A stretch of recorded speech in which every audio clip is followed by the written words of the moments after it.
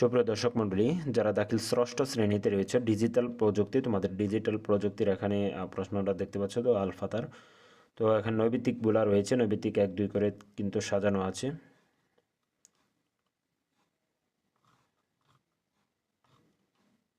তো প্রত্যেকটা এখানে তোমরা লক্ষ্য করতে পারছো।